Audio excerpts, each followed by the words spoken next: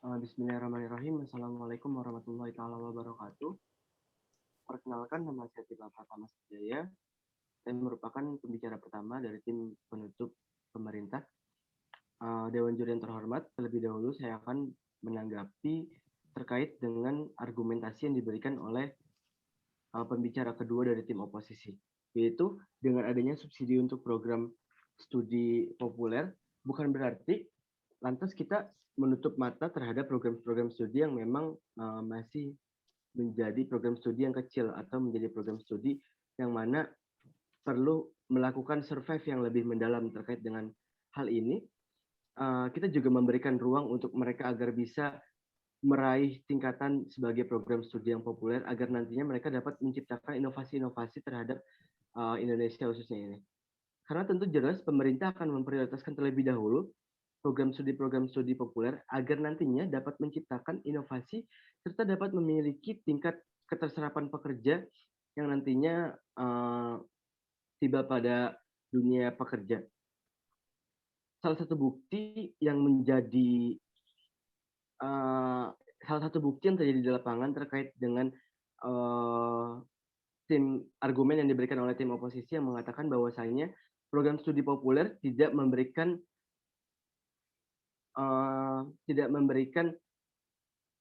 keuntungan pada jangka panjang. Tapi pada nyatanya kita bisa melihat sendiri bahwasanya saat ini yang tengah menjadi program studi populer itu terkait dengan ilmu digitalisasi atau multimedia dan juga ilmu komputer yang pada nantinya akan sangat berguna pada masa yang akan mendatang.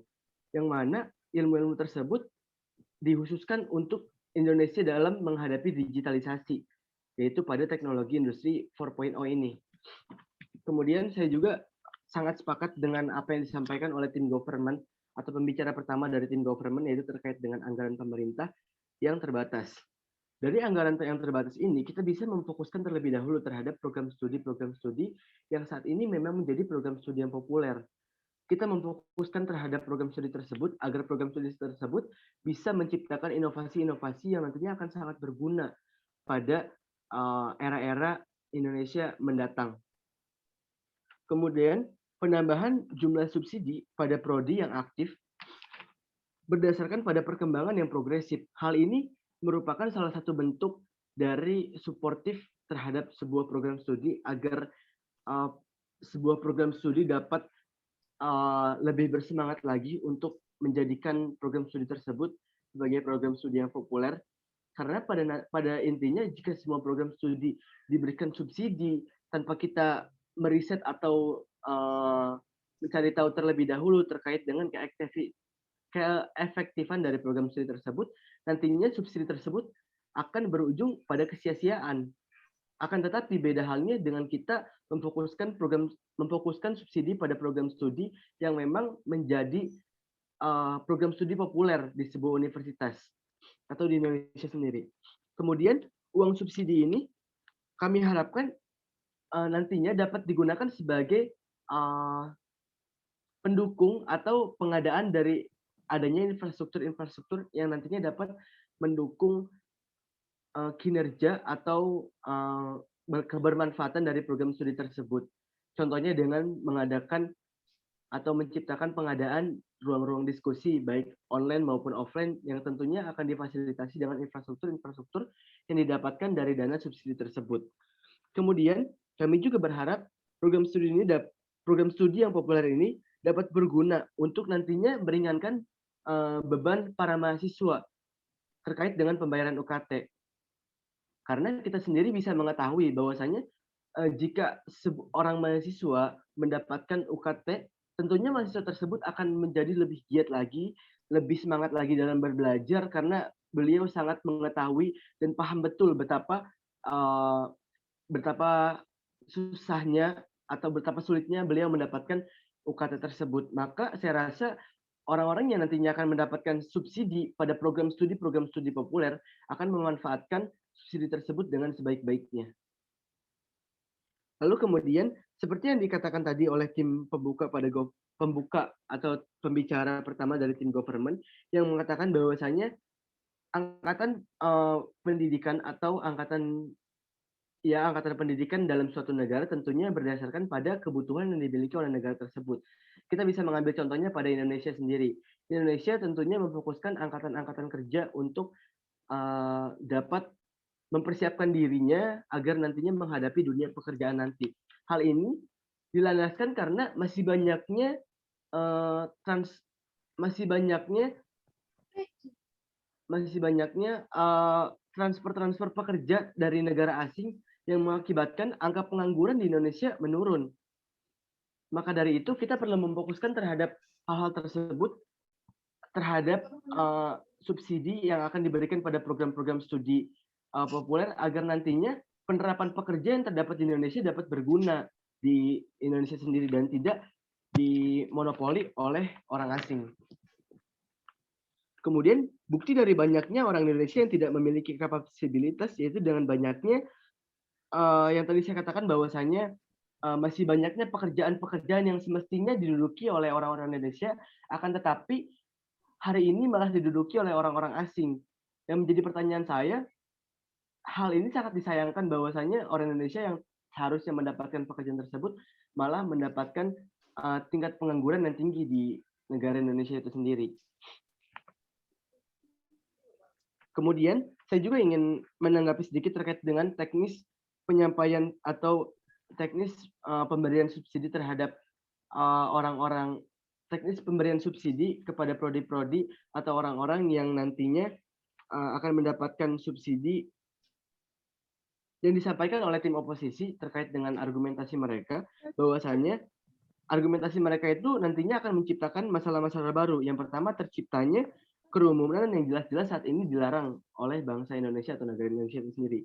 Yang kedua, tidak sedikitnya orang-orang yang mengatasnamakan dirinya sebagai orang yang kurang mampu, padahal beliau sendiri mampu untuk tidak mendapatkan subsidi-subsidi tersebut. Pada intinya, dengan kasus minimnya mahasiswa pada jurusan filsafat, tidak serta-merta pemerintah memberikan subsidi terhadap prodi tersebut. Tentunya pemerintah akan memprioritaskan terlebih dahulu prodi-prodi unggulan yang akan menciptakan lulusan-lulusan yang berkualitas. Seperti itu kurang lebih apa yang bisa dapat saya sampaikan. Kurang lebihnya mohon dimaafkan. Wabillahi taufiq wal hidayah. Wassalamualaikum warahmatullahi taala wabarakatuh. Baik, perkenalkan nama saya Duari Harato Pasaribu dari Universitas Bina Sarana Informatika. Saat ini saya berada di tim pemerintah dan saya akan melanjutkan argumen dari pembicara pertama. Saya sangat setuju sekali dengan pembicara pertama tadi mengatakan bahwasanya pemerintah memiliki sumber dana yang terbatas. Maka dari itu pemerintah tidak bisa untuk memberikan subsidi kepada seluruh prodi-prodi. Makanya pemerintah hanya memberikan atau memfokuskan kepada prodi-prodi tertentu saja. Contohnya seperti yang dikatakan tim pembuka tadi bahwasanya jurusan teknik misalnya. Jurusan teknik sudah pasti membutuhkan anggaran atau subsidi yang memang sangat besar sekali untuk pembangunan, contohnya seperti lab mereka untuk praktek, untuk melakukan sebuah praktek sehingga nantinya setelah lulus para lulusannya memiliki keterampilan yang memang sudah siap untuk terjun ke dunia kerja. Kita berkaca lagi kepada kondisi pandemi saat ini bahwasanya semua perekonomian memburuk, sangat memburuk sekali, sehingga pemerintah terus berupaya, contohnya seperti Kemendikbud yang dikatakan tim pembuka tadi bahwasanya Kemendikbud harus memberikan subsidi seperti handphone, laptop kepada guru maupun kepada para murid atau para mahasiswa yang memang sangat membutuhkan sekali atau memang yang belum memiliki gadget ataupun handphone tersebut. Kemudian tidak hanya itu, pemerintah juga memberikan subsidi kuota agar proses belajar mengajar terus berjalan sehingga nantinya para siswa dan para mahasiswa dapat terus belajar meskipun di rumah. Kemudian terkait untuk subsidi tersebut, pemerintah tidak cuma-cuma memberikan subsidi tersebut kepada universitas ataupun kepada prodi-prodi tersebut. Namun pemerintah terus mengawasi terkait subsidi yang diberikan. Contohnya, jikalau